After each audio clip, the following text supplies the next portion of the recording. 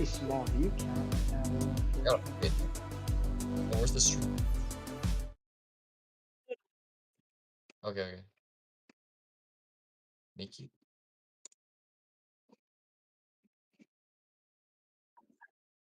Oh my god. Yeah. Do you wanna? What's up, everybody? Welcome to ICL. I'm really happy to have you guys here. We got Ace versus CH4. This is gonna be a great matchup. With me commentating is my friend Miki. What's up, Miki? Hey man, how's it going? It's been a while, but I'm really happy to be back. So today we have Ace versus CH4. What do you know about these teams, DTM? Oh, these are a couple really strong teams. Both teams have been around for quite a while. CH4 were in the finals, I believe, for the qualifiers last year. They've got some really strong hunters and survivors. And then Ace has been around for really long. We're all familiar with them by now. They've got a pretty good roster for both survivors and hunters as well. I think this is going to be a really close matchup. I'm super excited. What do you think?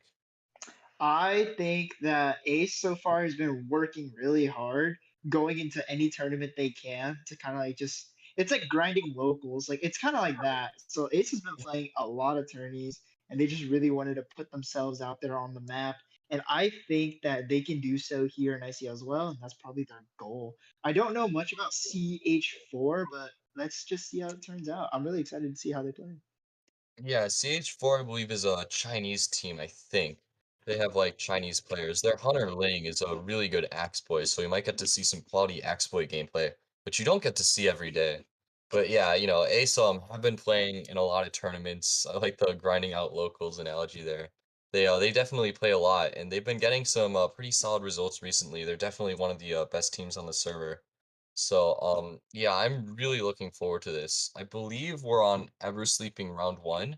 So, pretty standard map pick here. What do you think about that? Well, Eversleeping, it was for a while, arguably a survivor map, but I'd argue if you don't know how your spawns work in this map, it's very hunter-sided because one, the hunter can come from anywhere outside because it spawns on like a circle. If you've looked at the spawns detail, I was thinking that depending on where he spawns, he has a vantage point over all the survivors at the start. So beginner side of the game is very hunter favor. However, as the game progresses and survivors transfer into those really good kiting areas, that's when it starts to begin to balance out. You know what I mean? Mhm. Yeah, definitely. Eversleeping is well known for the massive buildings that really go well with Priestess. Priestess is extremely good on Eversleeping. It's one of her best maps. So even with the spawns which can be hunter sided, if the survivors, set up their Priestess support, hunters have a really hard time dealing with it. So I mean, yeah, Eversleeping is it's a pretty balanced map, which is why it's so popular. It's not really terribly favorable for either faction. Both hunters and survivors can succeed on it. But definitely, if the survivors can set up some good support, they can take the advantage. But if they mess up their rotation, or if the hunter like makes some really good plays in the early game, hunters can really snowball on ever sleeping. So I think a lot of it is gonna come down to how good an early game which faction can have. No, yeah, absolutely. Choices and positioning are extremely key into like whether or not the hunter will just absolutely stomp on you or whether or not you're gonna make them struggle. Because Mhm, obviously the survivor's goal is to make the hunter struggle, and the hunter's goal is to just waste time and resources. mhm. Yeah, definitely. I think a big aspect is going to be the support. I think like what really separates a good team from a great team is how well they can support their early game kite. You see in China a lot, the priestess support is so important on Eversleeping. You get the forward support as well. Depending on what the hunter is too, we may see maybe some little girl action to counter Dream Witch. Dream Witch is pretty common on Eversleeping, and little girl is very strong against her. We've seen that in China a bit, so definitely some new strategies coming from over there. I'm looking forward to seeing maybe what the survivors can pull out. I'm always really excited to see NA's unique strategies. I know we heavily base our ideas off of China survivors, but I feel like we have the potential to come up with our own strategies at work as well. because using other people's strategies not only like it depends on what hunter you face, but it also just depends on their playstyles. Like we have very different playstyles from theirs. Maybe they're like more patient tactical, but we over here we're more like objective minded. Like you got to play like for the objective, kind of.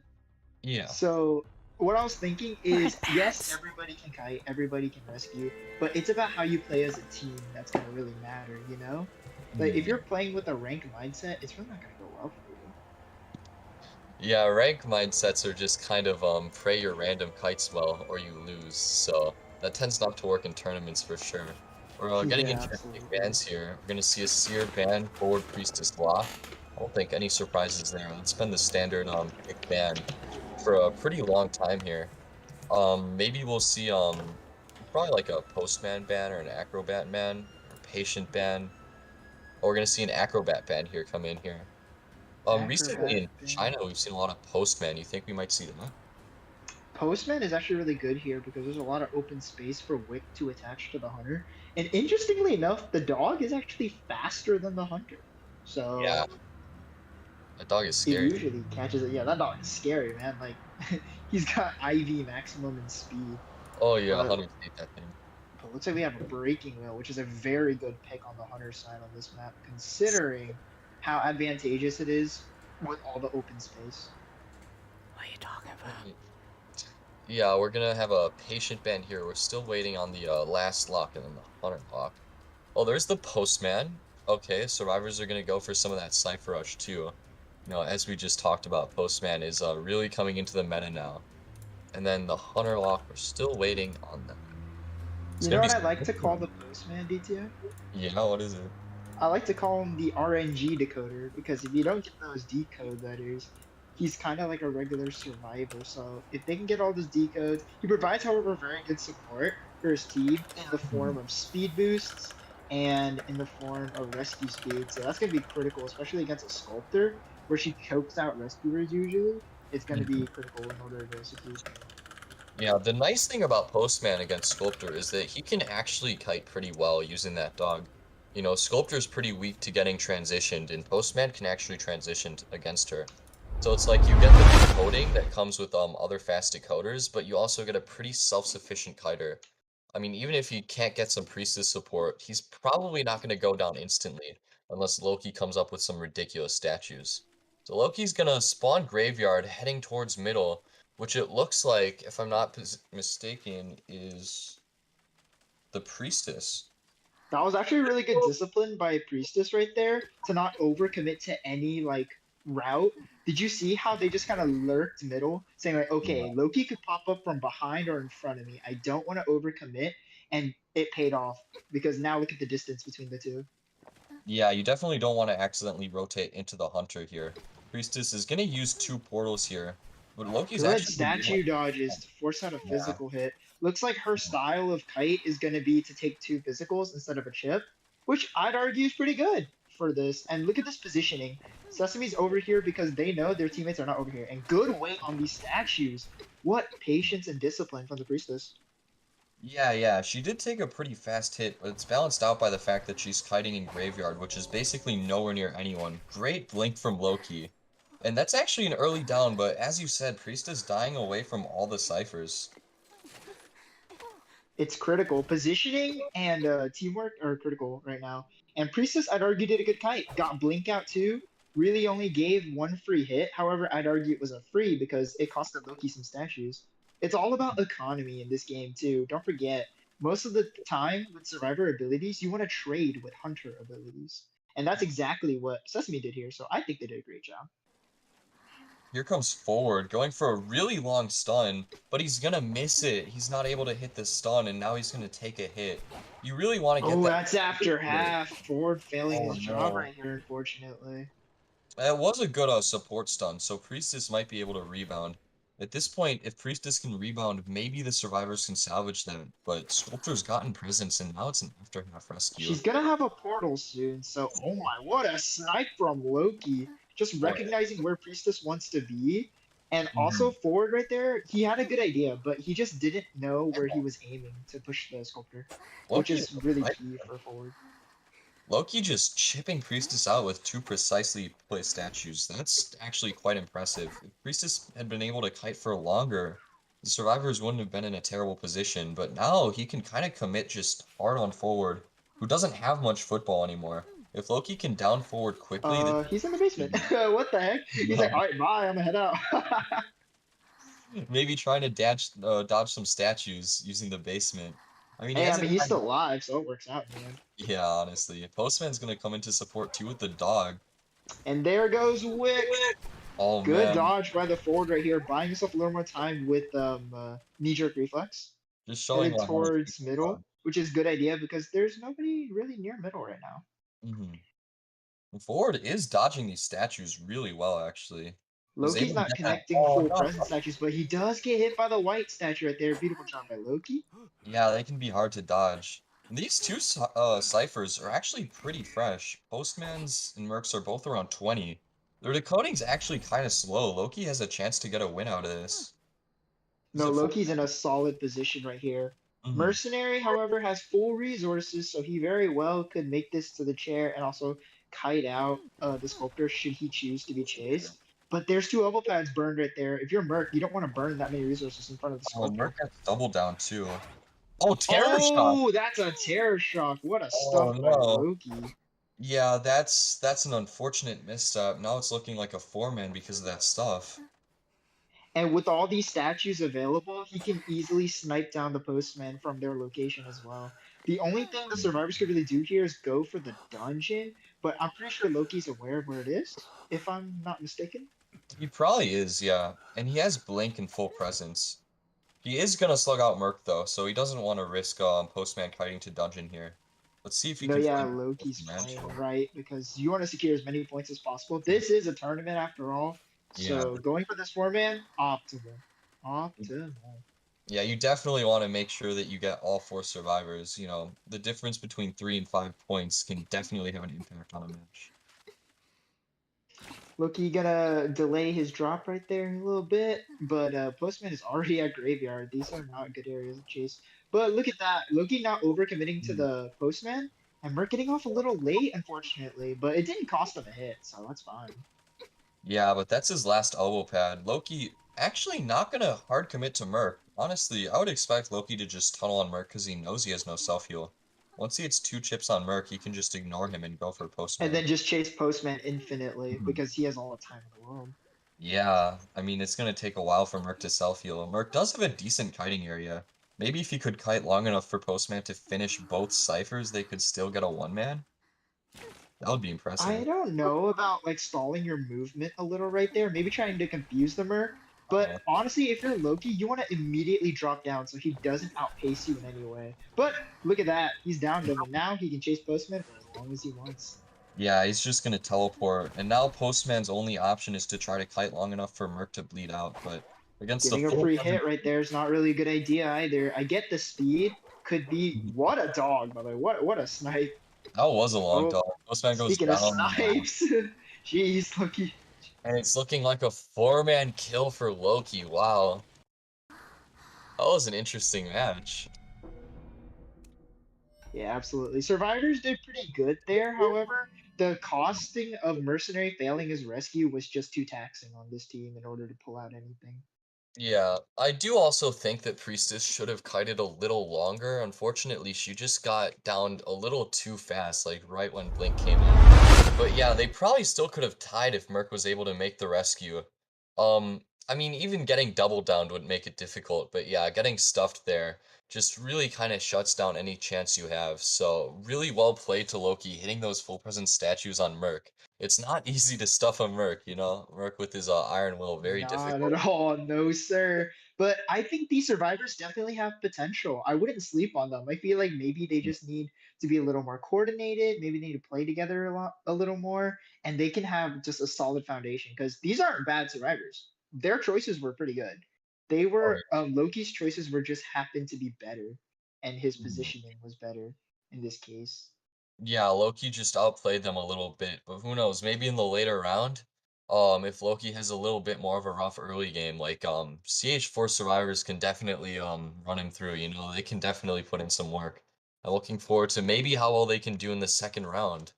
If they can, get a tie or even a win on Loki, CH4 can definitely stage a comeback. But now we're getting into the second half, which is going to be CH4's Hunter, and now the Hunter has a chance to tie this up with a four-man. See if he can maybe pull that off. Yeah, definitely. I mean, like I said, Eversleeping feels really more at the mercy of the hunter, especially if you're not sure where they're coming from at the start. But Priestess did a solid kite. I'd argue her kite was good because she used Rink, she used a lot of statues, and she didn't really like give him anything for free.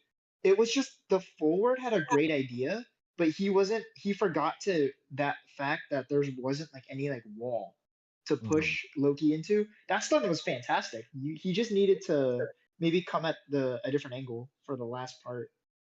Yeah, unfortunately, he didn't get the angle quite right. It is important to make sure you're aiming the Hunter at a wall, unfortunately. Those long Yeah, stuns for sure. can definitely be risky. Yeah, even with that kite. I mean, Sculptor is just like once she gets presence in the early game, if she has a strong early game, she's really difficult for the survivors to deal with. Maybe if they had hit the stun on chair for sure, they would have been in a really great position because then forward doesn't give any free presence, and Priestess might be able to rebound as well. So that was also a pretty big turning point. You know what? You have a point there, DTM. That's a really good point you made. That maybe stunning on chair, sure, it's like an insta rescue, but forward's Mhm. uninjured. Priestess probably has a chance to kite, and then resources aren't too expired. But if you realize something, by going for such a long stun, you're committing a lot of resources for Yeah. that one stun. And should it fail like it did, it costed them the game. Yeah, that's true. Maybe going for such a long stun was unnecessary. You only need to use like maybe like a 30-year football on a stun like that. Yeah, Go you're for committing a it. lot of your resources heavily on one opportunity, and this Mhm. opportunity might not even succeed. It wasn't a very good calculation, like idea from the forward right there. Yeah, But I like I mean, said, as this team learns their mistakes and watches these VODs and like figures out, okay, what can we do better? Because every time you lose, you shouldn't be upset. You should just mhm. think, okay, so how do I not lose it again in the same way? Because that's losing is part of the game. A lot of people forget about this, but losing is a part of the game. Losing is how you become better. Yeah, definitely. I mean, that's one of the nice things about ICL is it's an opportunity for some of the budding teams in NAU to get experience at a high level, play against some of the powerhouse teams and improve. So, we'd all love to see, the powerhouse teams like Fusion and B4U get beat up by a less known team. And this is like one of the opportunities for that to happen. So, seeing, two kind of like not really like up and comers, but like two teams that aren't as well established as the top teams in the server go at it is always really exciting. Because while they don't have a lot of spotlight, it no way means that they're not good enough to earn it. They definitely have what it takes. It's just that they're not noticed. And when they compete in here like ICL, maybe they will put their name out there. Yeah, I'd love to see that. I mean, Loki's definitely putting his name out with that four man. He was really flexing his statues there. He had some crazy snipes. No, yeah, absolutely. Loki just blocking off any sort of route that survivors Yeah. like the whole point of Hunter is to block off optimal routes, right? And Loki Yeah. did just that. Yeah, Loki was doing a good job of predicting Priestess's route, especially cutting off that rebound kite.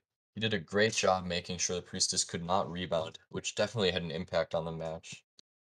Sculptor's just such a powerful round one pick. Like being able to block off routes, pushing a survivor, and not to mention if you touch a statue, you can't use your ability. So like it's Mhm. kind of busted. Sculptor busted. I mean, in my personal opinion, I don't think Sculptor's very good, but yeah, she can like if she has a good early game, she can really dismantle survivors. It's like she's really dependent on that early game. But once she like if she gets some good statue hits in, like even against a priestess, if you hit some crazy statues, like you can really like get early downs and you can snowball really hard. That's the strength of Sculptor.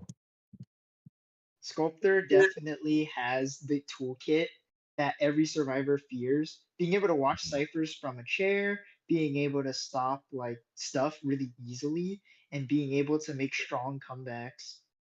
Like Yeah. we see that Sculptor Mhm. definitely is one of the strongest rebound hunters out there. Like if a sculptor has 4 survivors up at exit gates, they can still win. They can still win by all means. Like we've seen it happen plenty of times in any kind of tournament. Really, you can just watch. But sculptors are the strongest rebound hunters. One of the strongest rebound hunters out there. Yeah, I mean, maybe she's not as good at it as like, Dream Witch or something, but Sculptor definitely like, if you like have a good long kite, but you feed presence, you still have to be worried because Sculptor can abuse those full presence statues. So one of the things with Sculptor is you have to make sure that you get a long first kite without feeding too much presence. So it's like it really influences how you rescue off of Sculptor, how you harass Sculptor. It's all about managing how much presence you're feeding her. That's one of the important things about playing against her. No, yeah, you definitely don't want to overfeed a sculptor, especially if you guys are playing for a tie. Keep her unfed as possible. Starve that girl. Starve her. Do not give her nothing. You have to starve Sculptor of her presence if you're going for a tie play. If you're going for a Mhm. win play, yeah, you could rescue, but don't forget, but that trade of a rescue, Sculptor also benefits because they get more presence. Mhm. So think about how you're trading with the hunter. Always think about how you're trading with the hunter. Okay, so if I rescue, what do I gain from this exchange? My teammate is up. Are they in an area where they can kite long? If not, it's really not worth just giving a hunter a positive trade because the hunter gets presence and your teammate dies immediately. Hunter wins that interaction, and you do not want to do that, especially against a sculptor. Yeah, definitely. I mean, if you're rescuing against a sculptor, you usually want to make sure that the survivor on chair can rebound. So that's where like, that support can also come in too. So if you have a priestess or a forward, you want to make sure that you can set up some portals or some forward stuns and make sure that they can get a good rebound. That way, even if you're giving sculptor presence, you're getting value off of that rescue, and you're like buying the maximum amount of time. So that sculptor can't really like get any positive value out of that exchange, like you said. No, yeah. In the end, I realized if you look at IDB from an outside perspective, it's really just about trading. This game is a whole big exchange game. Like, depends, whoever makes more positive trades wins the game. That's Mhm. one way to look at it. It's not the only way to look at the game, but it's how I see it in a way. Because I've noticed that, there a lot more goes on in this game than some people think, actually. Like, Mhm. especially when it comes to professional teams, you realize that a lot of them they don't play as risky. They don't like overcommit to any kind of route. They don't like exchange negatively mostly. So everyone's evenly trading, right? And that's usually when you get a tie. So that's what made me realize that it's really about trading sometimes. Yeah, I mean that's one of the reasons why you never want to see, a survivor give up a free hit, right? If a survivor is getting hit, you always want to make sure that they're getting hit by a hunter's ability. So like for example, when you're playing against a BQ, you want to be getting hit by a mirror. You don't want to get hit through a pallet or something or an open space because then BQ can save her mirror and just get a hit without using any of her resources. So yeah, you always want to make Absolutely sure, yeah, true. I you're getting those 100% agree positive with that. trades, yeah. All right, we're getting into the second half of this round here, and it's gonna be CH4 hunting. So what needs to happen here is a 4 man as well. What hunter do you think CH4 is going to opt to go for? I say Breaking Wheel's really good here. As we saw, Sculptor can definitely pull some things, but Dream Witch has ultimate control on this map. Yeah, there are definitely options. Sculptor is very good if you need a four-man because she's kind of that like all or nothing four-man hunter, and if you get in a good early game, she can definitely snowball that into a four-man. And then Breaking Wheel and Dream Witch are kind of the two standard round one picks because they're both just very versatile in general, and they both definitely have a ton of four-man potential. We're gonna see the same set of bans and locks here, Seer and then Forward Priestess, just so common on Ever Sleeping. Honestly, that could be any hunter. Next, we're gonna see a Merc ban. I think this is still the same as the first half. A Merc ban is definitely a good idea on Eversleeping because usually a mercenary ties a team together. So you can have any sort of weak survivors on team, but if there's a mercenary, he just he's team glue. He makes sure that it all comes together in the end. But forward and priestess here are definitely going to be strong, like you said. Communication between ace, I noticed, is really good. they've been practicing a lot on like communicating where they're placing things, like portal going mid or like portal going corner house. Mhm. It's the things like that that remind me of like a popular game that is kind of like IDV is like Valorant. You know how you have to tell your team where you're smoking? It's kind of like that. You have to tell your team where you're portaling. Otherwise, you're not really gonna get them to go over there now, are they? Yeah, Mickey. yeah, you definitely need to have that, like, the communication and the callouts on point. You need to be telling your teammates, like, where they should be kiting, where they should be transitioning, where to go for support, right? Like, a good forward can always tell whoever's kiting where to go so that he can support them. Same with the priestess. We're also gonna see an acrobat lock in here. Acrobat is a really strong kiter. We saw acrobat get banned in the first half actually, but now we can see what he can do. Acrobat really strong against basically every hunter here. You know, he can kite, sculptor, dream witch, and wheel. He's very strong against all of them. Then a Do you think postman ban. Acrobat here is a map pick? I'm thinking that Loki believes that Acrobat is strong on this map, therefore the ban of it. Maybe Mhm. Acrobat's a map pick here. Yeah. And then we're gonna see yeah, postman's just so strong with his decoding. That's a smart ban because the hunter wants to play for as many kills as possible. So you really don't want to let them get free decoding.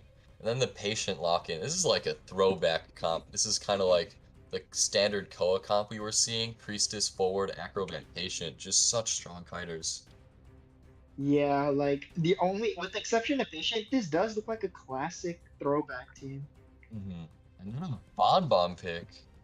Oh, what do you think Bonbon about is that? That's very interesting. strong. The thing about Bonbon is there's so much open space for him to line up his bombs here. And not to mention Bonbon, the thing that's important about him is economy.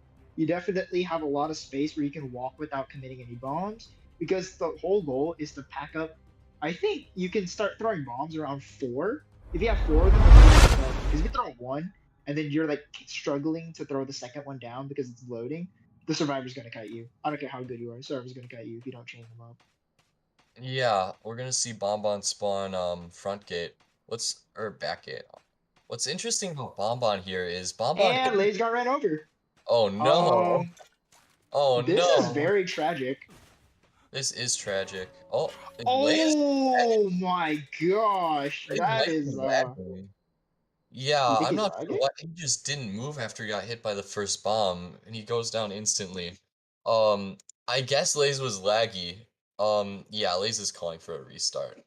Yeah, they're gonna do a whole run it back thing, like smash style. They're just gonna like oh run it back, unless they're gonna keep going.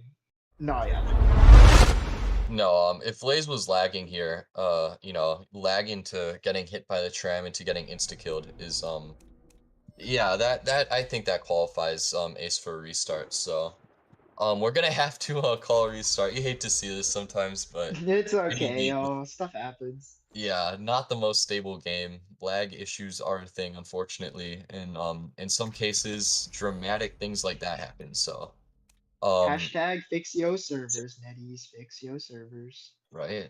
Man, if they didn't spend all their time making cool skins and fix their paint instead. On God, bro. On God. You definitely you're right on the money there, my guy. No, But but at that's least that besides gives the us a point. little more time to talk about the Bonbon pick. I don't think Uh-huh. Bonbon's a solid pick for a four man. You need a four Yeah. man to tie things up. Bonbon is a Yeah. very strong tie hunter, don't get me wrong, but Mhm. it's very difficult as a four man. Not impossible, but it's very difficult.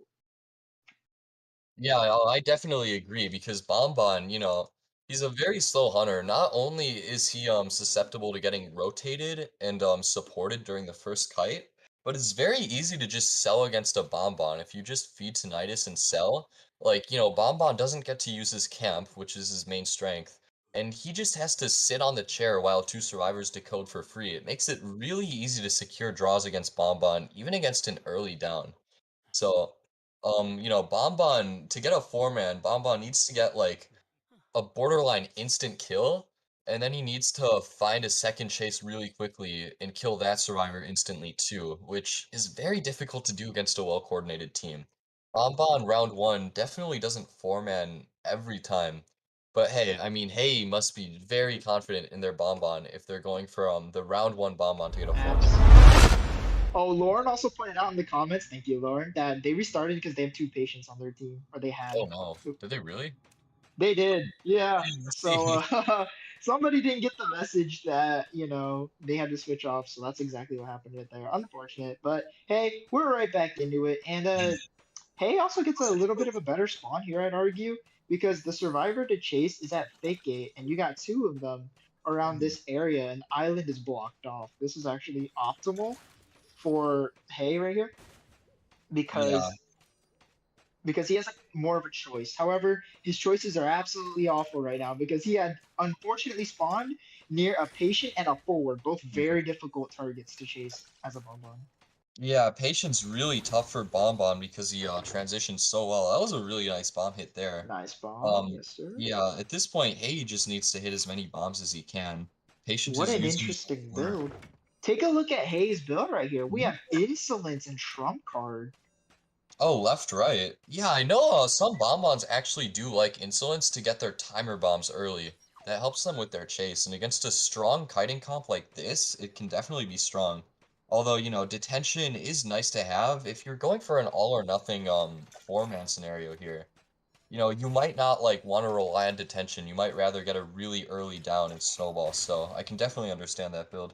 Good awareness by the survivor right here to the patient right here to like avoid those chain bombs and not like kind of giving him anything for free. There's the blink by Hay, but look, one hook for one bomb, that was a really good trade. But right here, he's gonna go down near the That's, basement.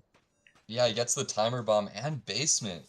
This is Yeah, that was a really nice timer bomb, and we can see exactly why Hayes running Insolence. Now, Hay It is, actually however, a good Hayes start for on the basement. survivors due to the Mhm. fact that they got two ciphers done in the process. However, Hay is actually near the Acrobat cipher. Yeah, this is smart. Hayes camping basically on top of Acro Cipher. He's going to interrupt his decoding. And additionally, using basement, or he's not going to use basement because he respects that priestess. This actually makes it quite difficult for the survivors to rescue now.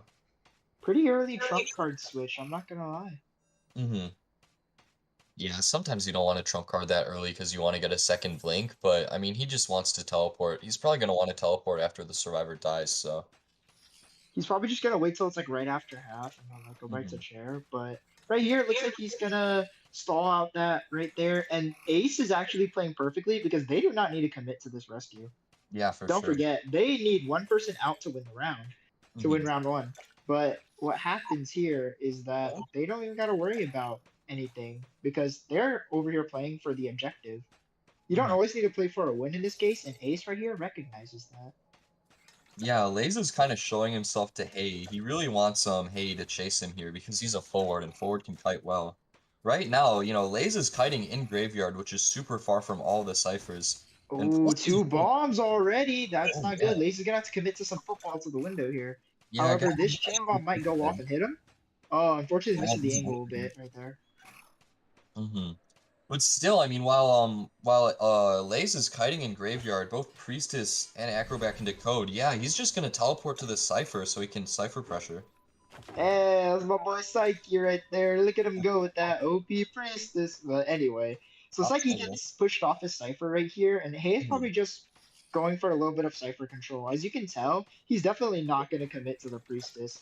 What he's really trying to do is to push him far away as possible from that Cypher, so that when he Mhm. switches his target, it's going to take a while for him to get back to that Cypher, as I said. Yeah. Now he's going over to Acrobat. Good bomb from Acrobat. Right now, all these survivors are kiting really strong. Hayes having a trouble finding someone to commit to. Not able to hit that bomb on Acrobat either. He might just go for Acrobat. Right now he has no teleport, so he doesn't have much of a choice. But he might head back to Psyche's Priestess. Oh, but they just pop it. Yeah, that's the issue with kind of switching off Acrobat there, is they can just pop it, and Hay has no good chase targets. Not to mention no detention, which would Mhm. make a down really easy for him usually. Oh, really good portal there. There's a ton of distance now. We actually might see a dungeon escape here. Yeah, he's full health right here, and Psyche's definitely not going to give a bomb really easily. And look Psyche's at just these gonna portal reuse the lineups. He's portal. just ready to keep going. Now all Psyche has to do is dodge a couple bombs, and he can actually get this dungeon escape. Let's see if Yeah, maybe absolutely. Hay But can stop this Psyche's from playing it happening. very. Oh my Now he's got gosh, look at it. that lineup. And Psyche gets the Oh dungeon. man. That was so well played by Psyche. Psyche played that dungeon kite perfectly. That was insane because look at that positioning of his portal. Optimal portals, guys. Optimal. Yeah, those were great portals, man. That poor Bonbon. That's why Priestess is so strong on Eversleeping. Her portals, man.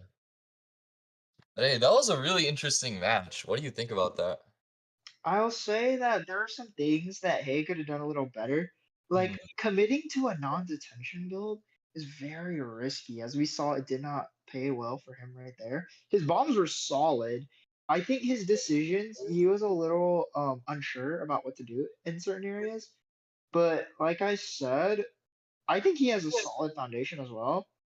It's just the fact that he needed to recognize that Bonbon here might have not been the best pick because survivors will obviously stay decoding, like you mentioned earlier, mhm. especially if you only need one survivor out. So they're just going to keep decoding. They don't need a rescue, but you need a camp. Yeah, So right there, it just became a matter of the survivors playing for the objective. Their yeah. goal is to just get one survivor out, and that's exactly what they did. I think if like anything, the big mistake that Hay made was not committing to Acrobat at the end there. I think by then it's pretty clear that you're not going to be able to four-man. If you can tunnel Acrobat, you can at least secure a draw, hopefully, so that your team doesn't go down too far in points. But he kind of got unsure and tried to commit to the ciphers when they were already primed, and he ended up getting stuck chasing a priestess at dungeon. And I mean, from there, there's just nothing you can do. It's a free dungeon kite. So, yeah, unfortunately, like you said, Bonbon, in general, not a great hunter to go for a four-man. If Hay wanted to go for a four-man, maybe a different hunter would have been better. But still, I mean, they played the early game pretty well, considering they were chasing a patient. They got the patient down. It's just that Ace knew what they had to do. They sold, they had forward take a kite in graveyard so that the survivors could decode safely. And there just wasn't a lot for Hay. He didn't have much options. Like right there, the hunter did not have as many positive interactions as the survivors did. Choosing to sacrifice their teammate, trading him for more cipher time, just absolutely won them the game right there. Like Yeah, they definitely. did not need to overcommit to any sort of rescues to get greedy for any kind of four man or anything, and that's exactly how they played. Very disciplined and very patient, which ended Mhm. up winning them the game. Hay really just couldn't do much there. He was really at the mercy of the survivors, unfortunately. As a hunter like Bonbon, you are at the mercy of the survivors because you can do nothing, nothing, and I mean nothing when the survivors are just staying on their ciphers and decoding. Yeah, yeah, it is the weakness of Bonbon. And it's also, I mean, the comp was also so strong because it's four survivors who can kite. Right? There's not a single weak link on that comp. No matter who you're chasing, you're gonna get kited. Maybe Acrobat would be better than Patient because Bonbon's really weak to transition kiting, which is Patient's specialty. But I mean, even Acrobat would have been able to kite super long as well. So, I mean, really just not a lot that Hey could have done there. No, yeah. I feel like you said, the pick, it really depends. If Bonbon happens to be the the character that he plays, maybe he's a specialist. Who knows? I don't know Hay very well, but all I'm saying is if he has any strong, like any really meta top tier hunters in his pool, he definitely should have brought him out round one. Bonbon's really more of a round two hunter in my opinion. Yeah, definitely. I mean, at a high level, the only if you look over at China, right, it's only PPX playing Bomb on round one and maybe a couple other people. I mean, PPX only PPX, gets to TP do that. Shaw, they're broken with Bonbon, dude. I just love Yeah, they Bonbon's are. farm. But Bonbon, like as you said, not the strongest round one. Hunters like Wheel and Dreamwitch are definitely more suited to play round one because they can map pressure really strong. So Bonbon, not really with a lot of map pressure. It's hard for him to four-man if the survivors play well.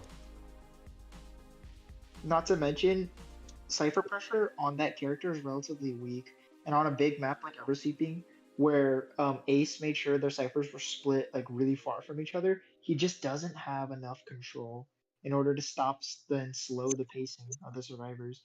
Like I said, it was a ticking time bomb right there.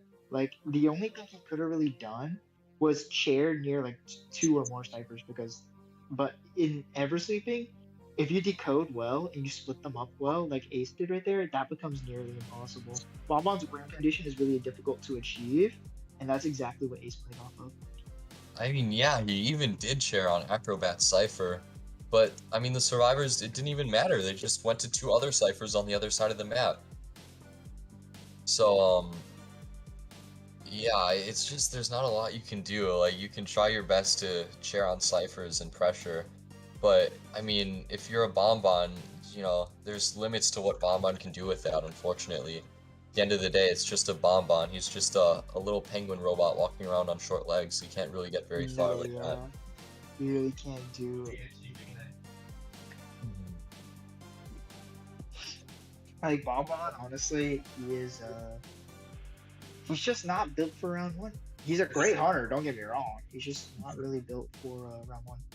Yeah, I kind of agree, honestly. Like, Bonbon's the type of hunter where if you want to play in round one, you have to play so perfectly, and even then, you're not guaranteed anything. Like, you can't really hit bombs on a patient that's creating a ton of distance, or an acrobat that's like doing bombs off staircases and putting a ton of distance in between you guys, right? Like, maybe round two, when you can get rid of some of the kiters, then you have opportunities to show off your skill with bombs. But like against a patient, it's really hard.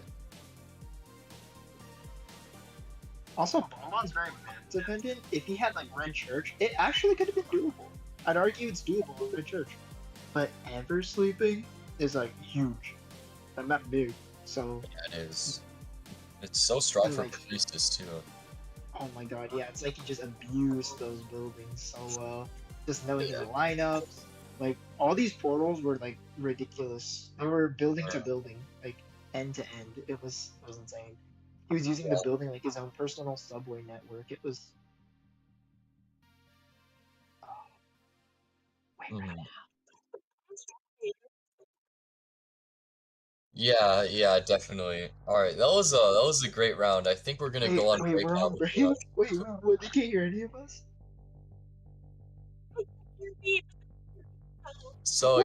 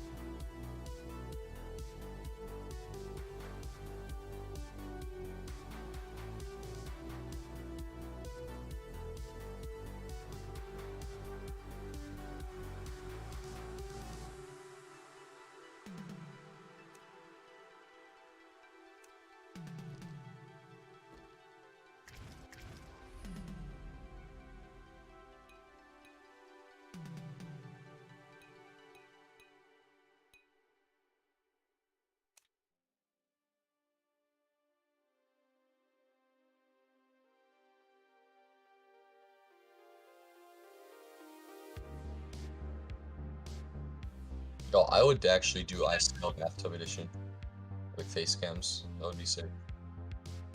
Hello. I hope y'all didn't hear what DTM said because I'm a little bit disturbed.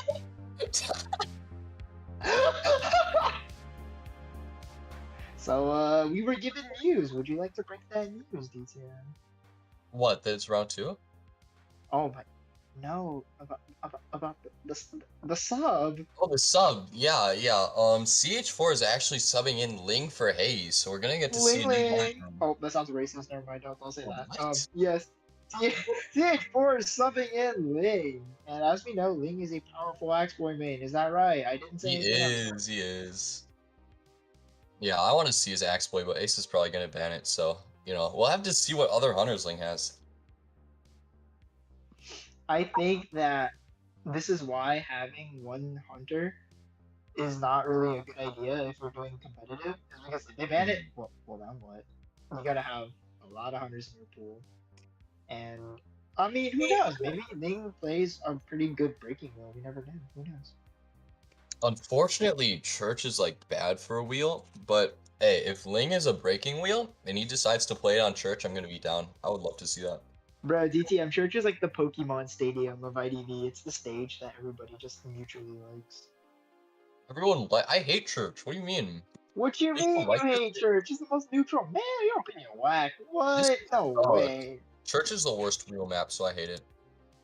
Literally, What? ours is better than Church for wheel, man. Literally. What? I'm serious. I'm serious.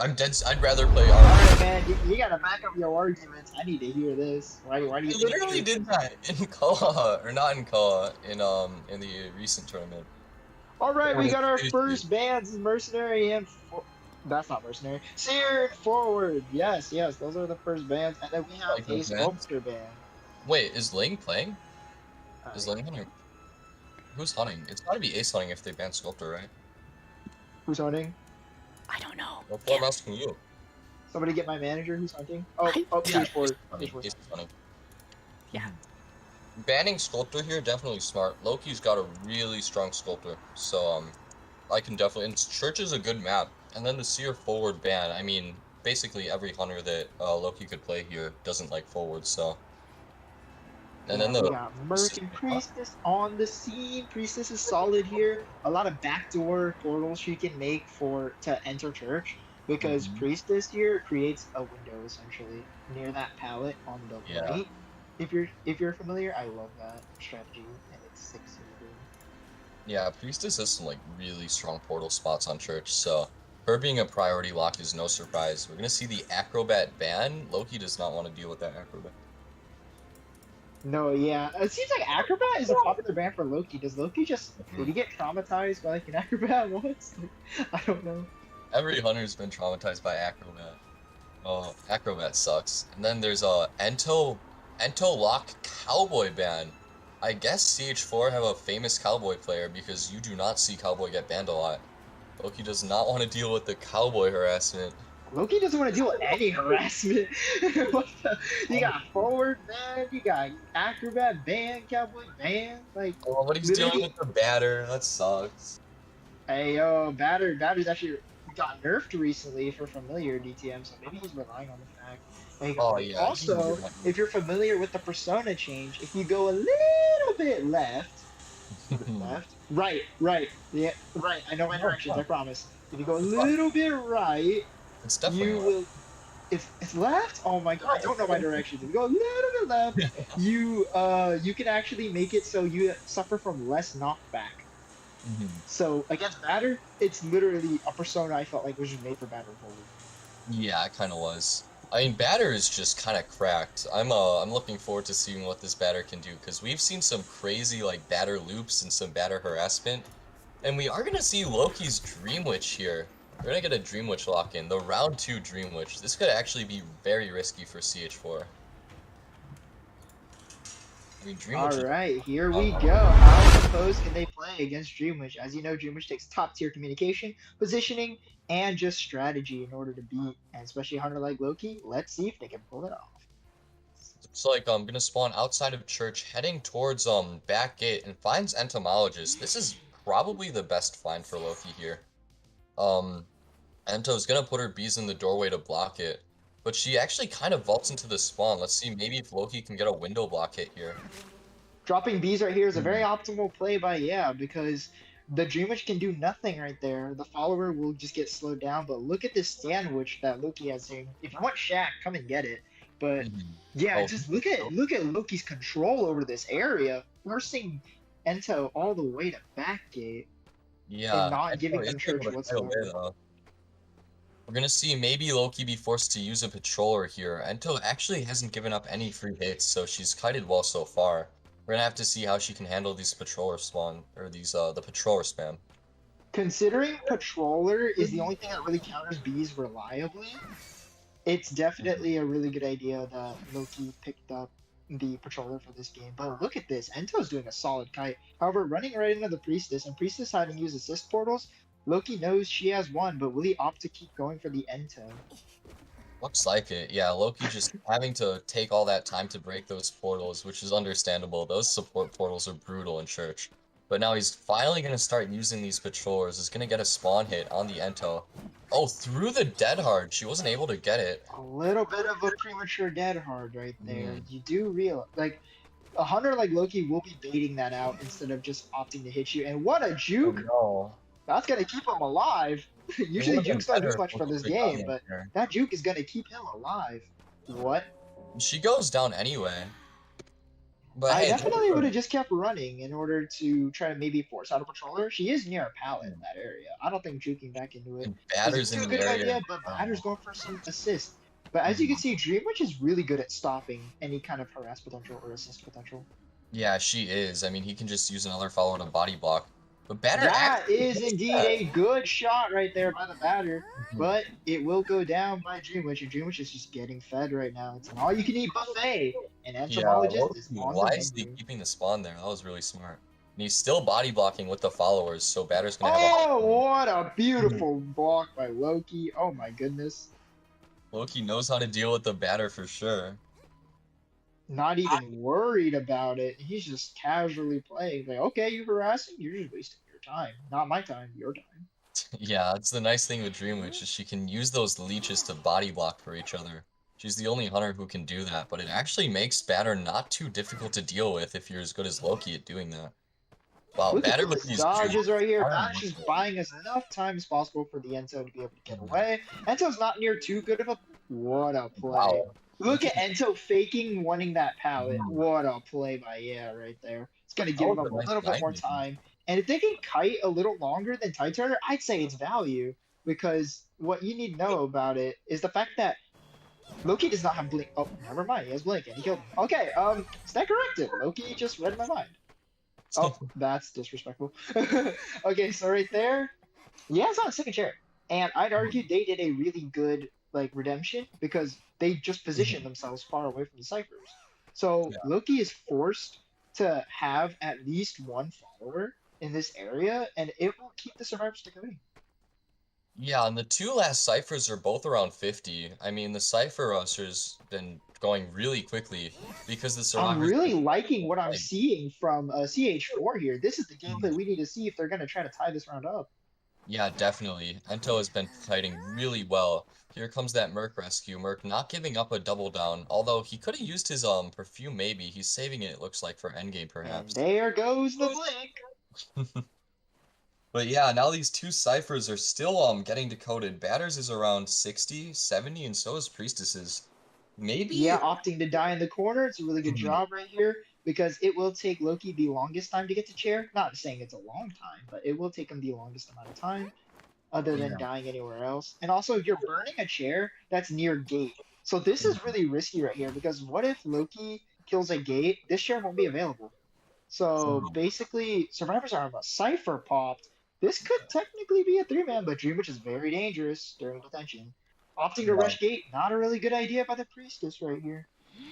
I do really like that cipher pop though. They know that Ento died in the corner, and while Loki's grabbing his spawn over, like dragging it over to chair Ento, they can just set themselves up for endgame. Good lord, look at this Into the trapping! Oh sandwich. my Loki, that's insane. That Just was a really nice suffocating sandwich. priestess from any options whatsoever He right set here. that standing Just up really nicely. But Oh yeah, my now it looks like goodness. Batter's gonna get the gate open. It looks like it's gonna be a draw here. That's a good start for CH4, actually. Compared to the Oh, four-man last absolutely. round, they are looking like they're showing, okay, we have a fighting chance. We're not going down without a fight. Good job by CH4 to tie against Ace Loki's Dreamwitch. Yeah, I mean, Dreamwitch is such a risky hunter to play against. Dreamwitch, especially in round two, has a lot of four-man potential. Making sure Loki doesn't get like that many points and drawing the match there, especially against a hunter as strong as Loki, that's really strong for CH4. They're making sure that they don't lose too many points, and they're giving Ling a perfect opportunity to get a win and make a comeback in this and take the round back.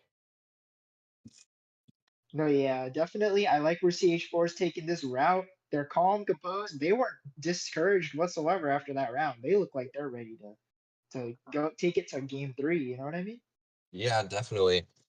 Yeah, I think CH4 played that really well. Ento kited well, and then the batter support was like actually like even though it didn't really let Ento rebound, it did, waste a lot of time. Loki had to focus on harassing batter and stuff, which let Merc and Priestess finish their ciphers. That really helped their cipher rush.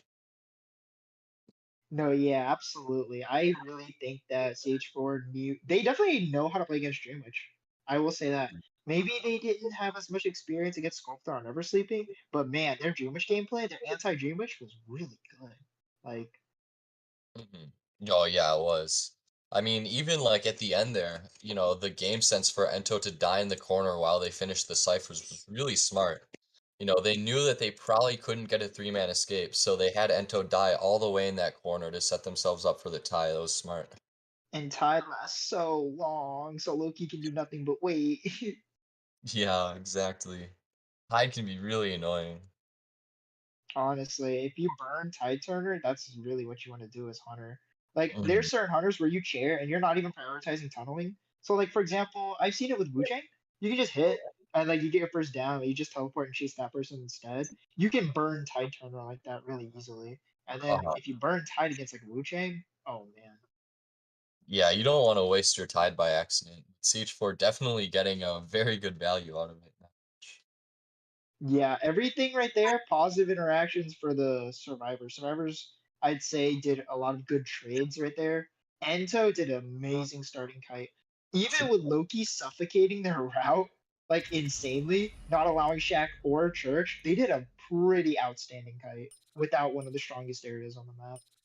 Yeah, definitely. I mean, just being able to not give up a free hit to a sandwich there is so strong. If Loki's able to get a free hit via sandwich at the start of the match, he's in a much better position. He's able to down Ento faster and pressure the survivors, and their Cypher rush is going to be slower as well. So Ento, doing good kiting, right? Having a good route, making sure that Loki has to use Patroller to get her down. That was a really strong first kite. So right here, I'm thinking is Ling. Yeah, it is Ling. All right, so Ling right here, he just needs to secure his team made it pretty easy for him to go around this round. To win the round, he needs three, I think, to kill, right? Yeah, 3 kills. And to bring it to even, he needs a tie, and then one, it wouldn't be too bad for him. So either way, Ling's got a nice mindset going into this. Ling's like, okay, my team got a tie. I don't really need to stress too much. Like it's not like I'm in a position to where I have to save the team. So Ling's chilling, and a hunter who's chilling is a dangerous hunter. Yeah, Ling does need to be a little careful. Like, tying the round here, if he ties, like, that's not terrible, but given the fact that they're at a pretty heavy point deficit from the first round, they'd really like to win the second round. Winning the second round makes the third round much less stressful for them, so Ling is gonna want to get a three-man here. But, round two, Church, I think, Ling probably has the means to do that, depending on who he plays. What are you expecting him to, whip out? Well, as we know, Ling is a very competent Axe Boy, and Axe Boy is Mhm. actually pretty solid on this map. However, I'm pretty sure Ace is going to opt to ban Axe Boy. So, other than that, I know Naiad's quite strong on this map. I know, obviously, there's Sculptor Wheel. Wheel actually is arguably like mid on this map, I'd say, with all those Bro, windows Wheel's trash available. on this map. What do you mean? Nah, bro, mid, mid. If you're a I good wheel, mid. If you're a bad wheel, yeah, then maybe you won't be doing. tool here. I hate wheel on. The problem with wheel on church is that like they just go to the middle of the map and there's like 3 god windows in one space. It's like Yeah, 3 god windows in that it's area. like it's like the graveyard window on Eversleeping, but like 3 times as bad. It's such a pain. Because instead of one window, it's three. Yeah, exactly. No, it's like I think it's like yeah, it's like the 2 windows that are super broken there.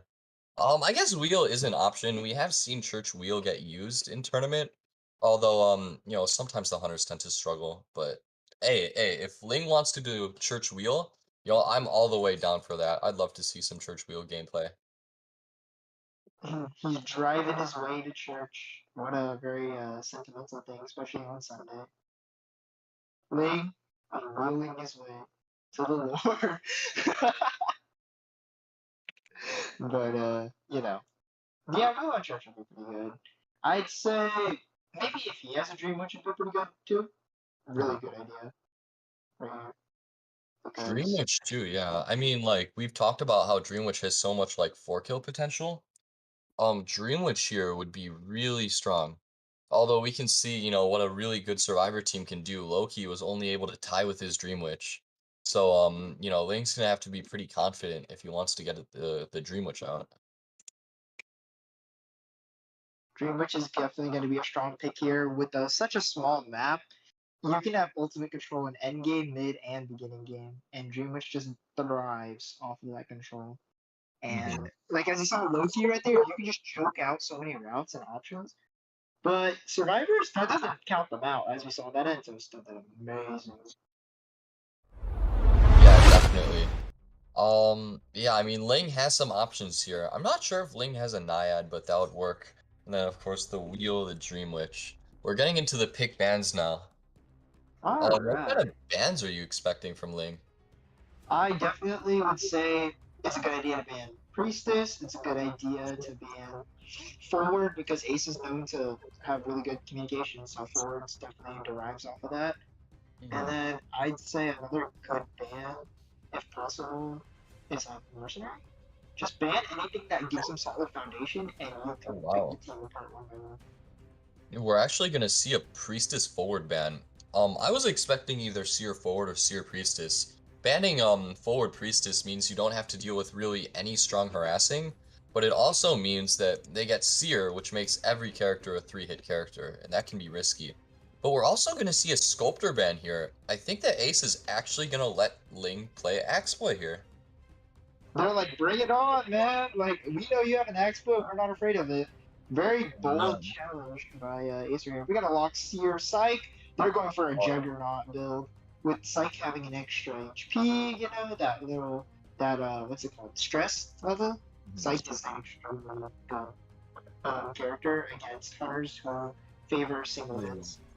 And Seer, too, Psych can become like a 5-hit survivor.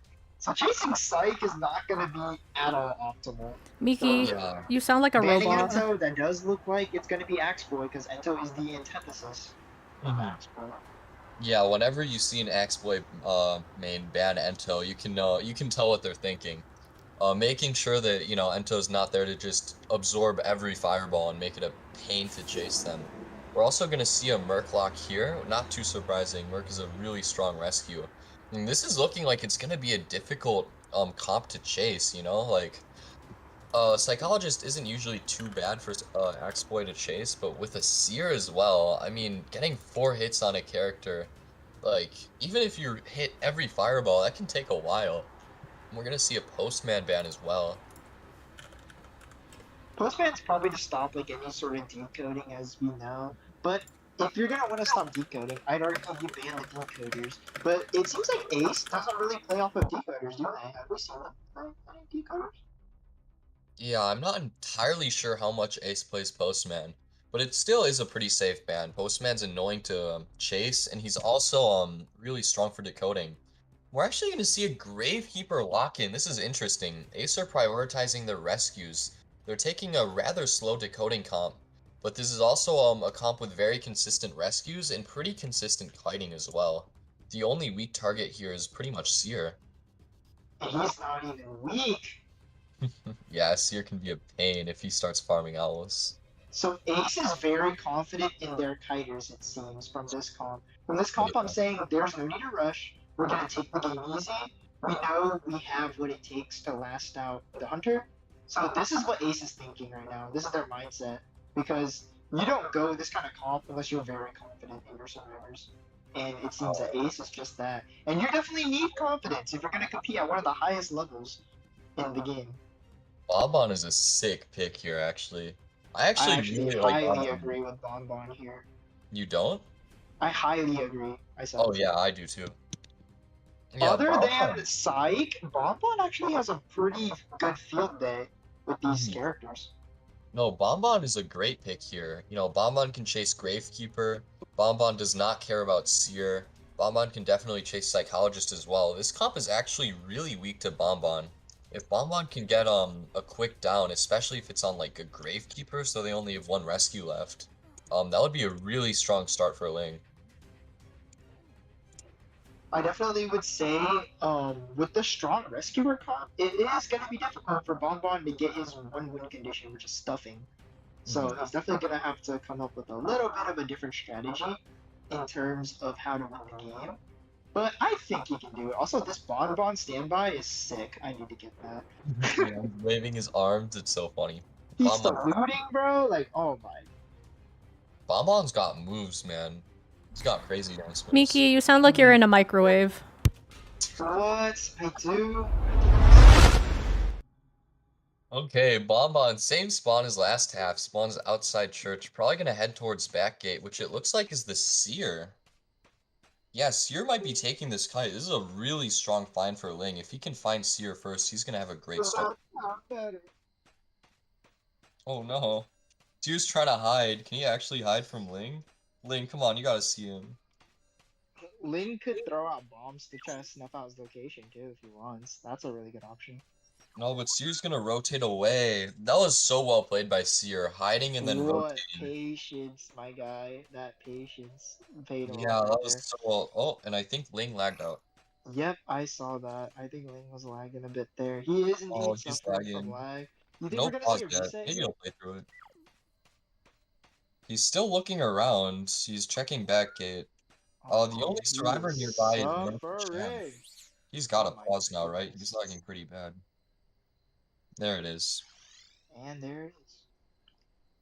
Yeah, that was unfortunate. I mean, that Seer hiding, that was pretty brutal. And then the lagging, that's just a 1-2 combo. So we might see a restart here, unfortunately. I hope Link can figure out his ping. As usual, Nettie's IDV is a very stable game. Yep. We love these servers, guys. And did I mention that we love these servers? Boy, we've complained about it twice so far. This is great. Someone should make a counter of how many times you complain about the servers. Just every time someone lags out, man, it's happening every round. Dude, this is so unbearable. Oh man, yeah, we don't know yet if Ling is just gonna restart. They might. I think they might just hard restart. Hopefully, Ling's less laggy on the run back. Yeah. I mean, right here, Link didn't have the best start either. So I'm thinking a reroll is actually going to be really beneficial for him. He is.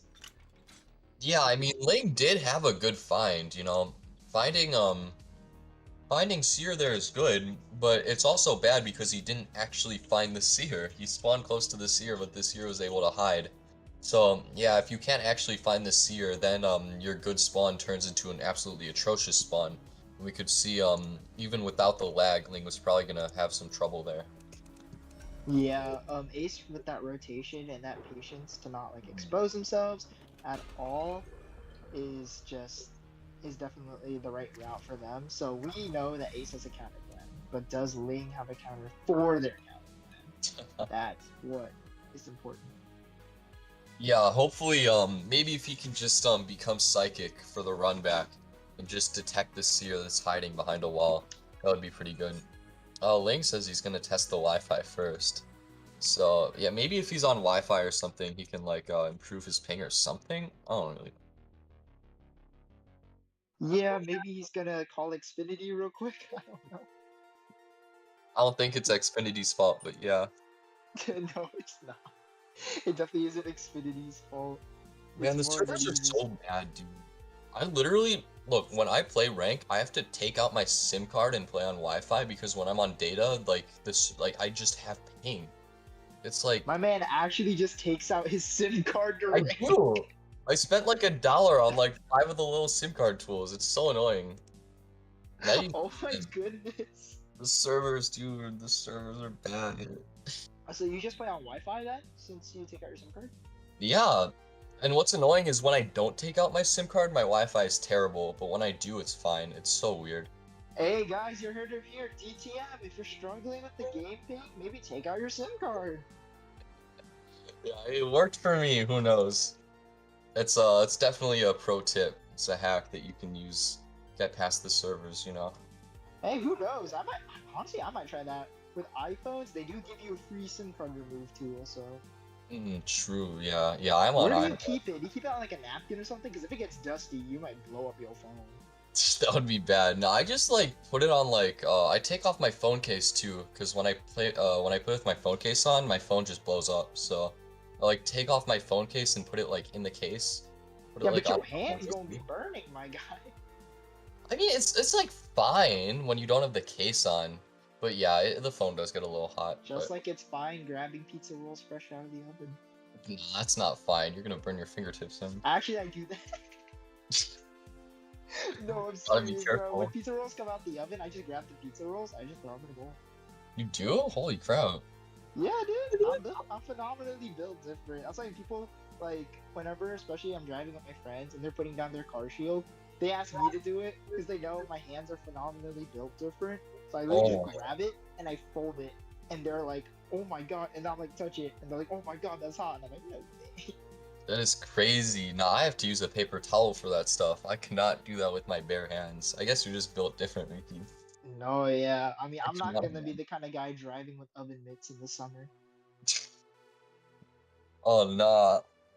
Oh, I should get more pizza rolls actually. I haven't had pizza rolls in a while. Man, did that make you hungry for pizza rolls? Chat, this is not I don't know. sponsored by Tostino's Pizza Rolls. Tortino's pizza rolls, man, I would be so down. That would be a sick sponsorship. Bro, if I had like a freaking gaming jersey and I had Totino's on it, dude, That I'll would be drive so it. drip. Oh my It's god. got so yeah, the logo, dude, and then a black jersey especially.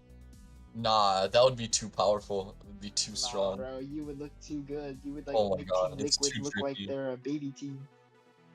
Nah, the Tortino's pizza roll IDV team is just too powerful. Netties doesn't want us to see it. And you have the Totino's warehouse where you got the team practices. I would be so down. They serve Tortino's pizza rolls in between scrims. Okay, we're getting to the match. Okay, and back to the game. We see Alright. that Ling actually gets a better spawn here, I'd argue. The spawn's top broken.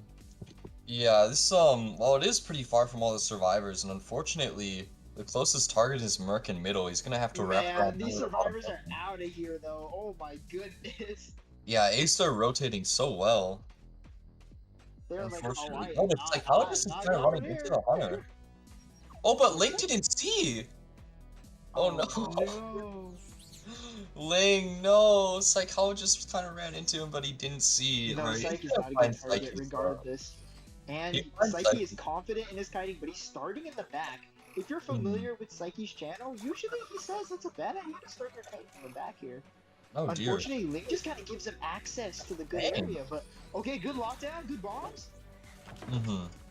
Psyche is gonna dig now. We're gonna have to see if Link can hit bombs to get Psyche out of his shovel. If he has to hit Psyche's shovel with a basic hit, then that's not gonna be great. No, especially because Psyche will then have access to the really Oh, brilliant there it windows on is. this He map. blinks. Value optimal. That is an optimal gameplay right there. He can immediately timer bomb. Oh, and Lace is gonna pause. We have a pause. Is somebody on Ace? Ling is moving, so. Boy, it's almost like the servers could be better. Wow, that's crazy. Oh my goodness, and guys, the Oh, if we do a servers. second restart, that would be atrocious. I hope that doesn't happen. Ling has such a good start. He can't give this up. No, yeah, this is a great start for Ling. He can just timer bomb to down Psyche, And you know, that's the Gravekeeper, one of their rescues down without even an owl. That would be a really good start. Oh man, yeah, definitely would. Yeah, Ling was having some good Ling was having some good bombs. It looks like we are gonna restart. Psyche gonna try to dodge this. He actually is able to kind of dodge it, but no owl. I would have expected an owl there. That's a surprise. A little bit of a misstep here from Ace. They gotta get with their teamwork, man. Yeah, you really want an owl there so that Psyche can maybe kite a little longer, get his second shovel out. Now, it looks like Ling is just gonna chair on top of Seer Cypher. He is able to finish it, which is unfortunate for Ling. But now, you know, he can just What a good chase from Ling, though. Think about this. Like, he literally starts off and he chairs a survivor with 2 ciphers popped, and his chair's going underway. Now, if he finished the chase and 2 ciphers popped, it wouldn't be that good. But Ling is actually pretty solid position to time. Yeah, definitely. We're gonna have to see if Ling can push for a 3-man. You know, if he wants to win the round, he needs to get 3 survivors down. Which can be possible from this position, if Ling could maybe stuff the Merc. It's not likely, especially because they have an owl to use for Merc, so the chances of Merc getting stuffed are quite small, but, you know, maybe if a miracle happens, you know, Ling can maybe even 4-man from here. I actually really disagree with Ling just kind of burning his bombs right here. You do not want to expend resources if you're purely guessing, because you need them to chase. Because now, look, yes, remember I said about economy? He now has to just wait for these bombs to come back when he could have had 3 more to kill Psyche. Yeah, that was a really smart play, having Seer go around the back to sneak the rescue. They're able to make the rescue completely for free, with no risk of getting stuffed. Ling's gonna need to wait till he has at least 2 bombs here. He needs to hit this. He Oh, misses, but no. that's fine. And the Oh, owl. the owl goes off this time. Good Psyche owl. going, yes, great owl. And Walmart just kind of opting to stay around Psyche. Great chain bomb. Is that Walmart? Yeah, it's Walmart. Bro, I did not know that. Walmart Yeah, I trying didn't know that either until Walmart said, "Hey, you see the guy with the 2 symbols?" He was like, "I was like, yeah." He was like, "Oh." Yo, that's crazy. Okay. It's a sick owl though. Now, if Ling ties this, we still go to round 3, so Ling needs to at the very least tie, which is definitely possible here. Unfortunately, pushing for a 3-man here isn't going to be very easy. No, yeah, absolutely. In this situation, it's definitely going to be a little tricky. But hey, he's got 2 ciphers to work with. He's got some time. One now. Seer just popped his, or Psychologist did, and Seer's Cypher is 40. But Ling is kind of committing to this Merc. Does he have Trump card? He does. I think that Ling should get away from this Merc, because Merc can kite to Dungeon, and that would be disastrous. Yeah, he is going to Trump card teleport over to Seer. This is the best play for him. The best play also right here from Ling is to make sure survivors do not pop soon.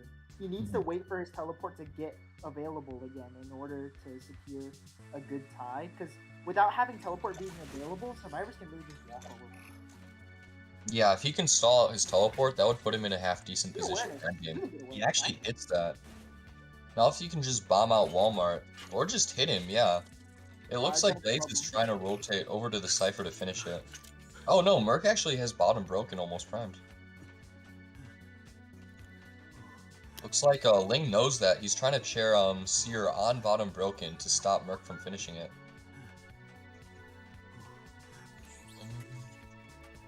But Psychologist is just gonna Wi-Fi heal Merc. He's gonna be able to get healed to full.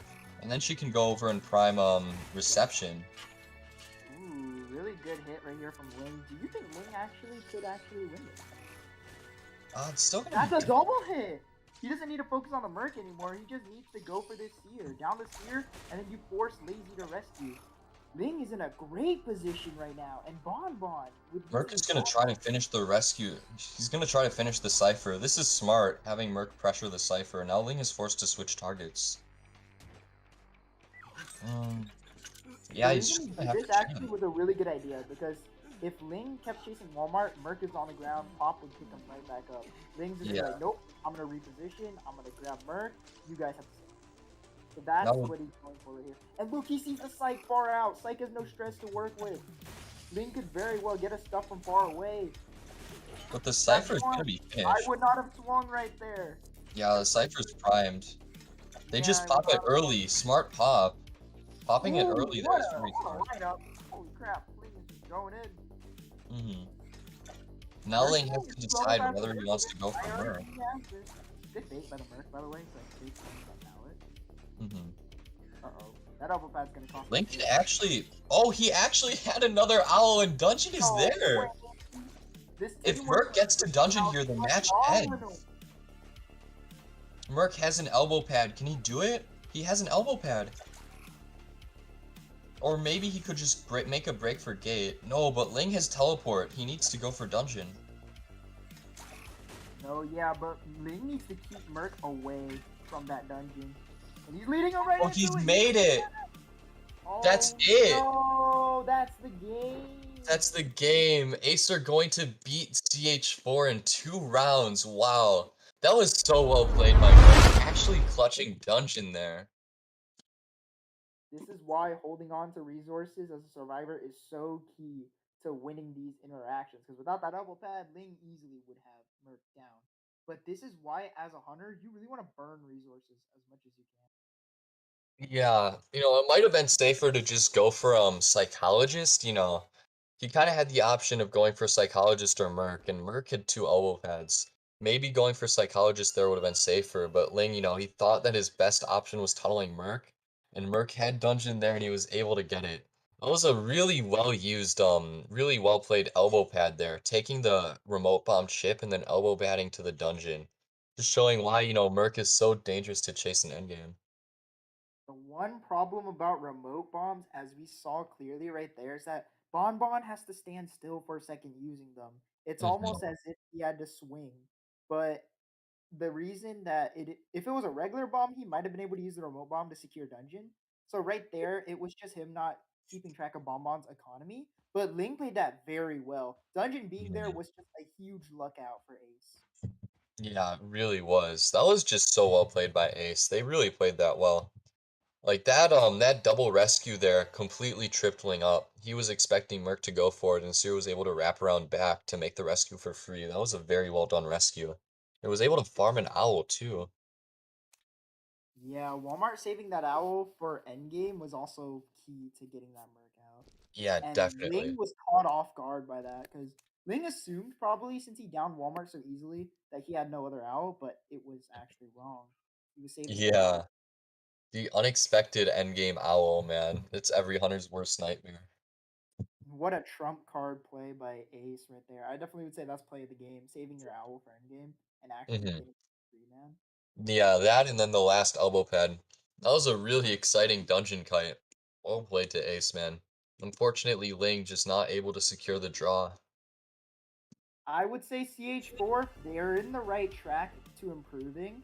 They just need to look at these VODs, see what they did wrong, and keep practicing because this team is solid. This team, in no ways, is like bad or is uncomparable. They are solid. They definitely just need to play a little more together and focus more on coordinating.